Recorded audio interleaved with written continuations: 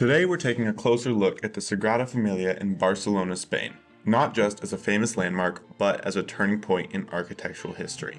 I'm your host, Daniel Holt. And I'm your co-host, Austin McKinstry.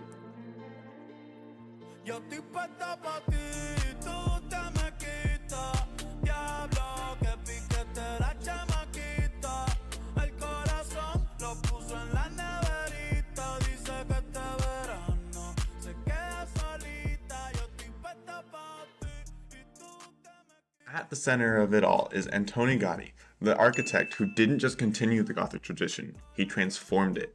The project began in 1882 under Francisco de Paul de Villar, but when Gaudí took over in 1883, he gradually shifted the entire concept. What started as a conventional Gothic revival church became something far more experimental and innovative. So before we get into what Gaudí changed, what exactly defines traditional Gothic architecture? Gothic architecture, especially in medieval cathedrals, is built around the idea of reaching upward, both physically and symbolically. You see very tall structures, pointed arches, ribbed vaults, and large stained glass windows. Structurally, these buildings depend heavily on systems like flying buttresses to push weight outward and keep the wall standing.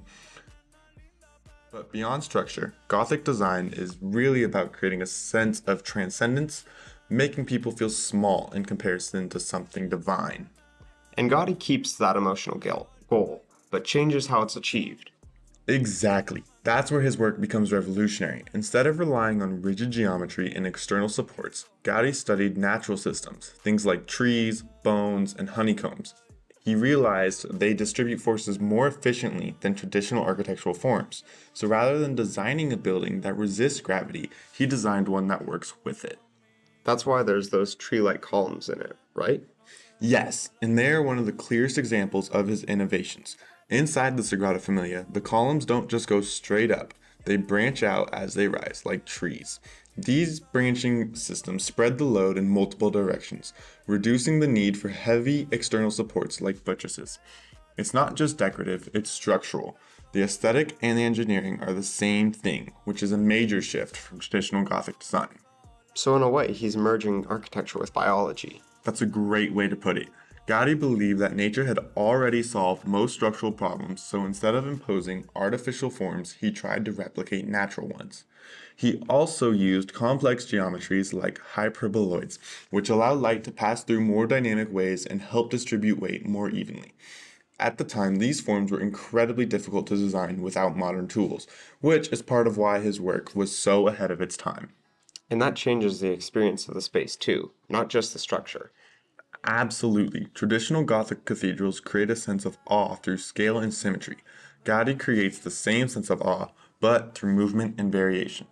When you're inside the Sagrada Familia, it doesn't feel static, it feels alive. The shifting light from the stained glass windows change the atmosphere throughout the day, almost like the building is responding to time and nature. So even light becomes a part of the architecture. Exactly. In Gothic churches, stained glass often tells religious stories. Gaudí keeps a symbolic element, but he also uses color and light to create an emotional experience. The interior transitions from cooler tones to warmer ones as you move through the space, subtly guiding how you feel as you walk through it. What about the exterior? Does he push Gothic ideas there too? Definitely, and maybe even more dramatically. Gothic facades are typically detailed, but Gaudí's are almost sculptural landscapes. The three main facades, Nativity, Passion, and Glory, each represent a different stage of Christ's life, but they're expressed in completely different visual styles. The Nativity facade is highly detailed and organic, full of life and growth, while the Passion facade is much more stark and angular, reflecting suffering and sacrifice. That contrast adds a level of emotional storytelling that goes beyond traditional Gothic decoration. And the towers still connect back to that Gothic idea of verticality. Yes, but again with a twist. Gothic cathedrals emphasize height to draw your eyes toward the heavens. Gaudí does the same, but his towers feel more fluid and organic rather than rigid. There will be 18 towers in total, each representing important religious figures. The tallest one, dedicated to Jesus Christ, reaches about 172 meters. But Gaudí intentionally made it slightly more shorter than Montjuic Hall because he believed no human creation should surpass nature. That idea seems to sum up his whole approach. It really does. His work isn't about dominating nature, it's about learning from it and integrating with it. That's what makes his version of Gothic architecture feel so different. And all of this is happening in a building that's still under construction. Yeah, for over 140 years now, the project has faced major challenges, especially during the Spanish Civil War, when much of Gaudi's original work was destroyed. But in a way, the continuation of the project reflects his ideas too. It's evolving over time using new technology while staying true to his vision. So what does Sagrada Familia represent today? It represents a shift in how we think about architecture. Gaudi showed his historical styles like Gothic architecture aren't fixed. They can be reinterpreted and pushed forward. He kept spiritual ambition of Gothic design but replaced its rigid systems with organic, adaptive ones.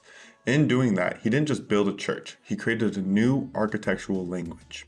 And even unfinished, it's already one of the most important buildings in the world. Exactly. It's not just a continuation of Gothic architecture, it's a reinnovation of it. A cathedral inspired by nature, built across generations. And still evolving today.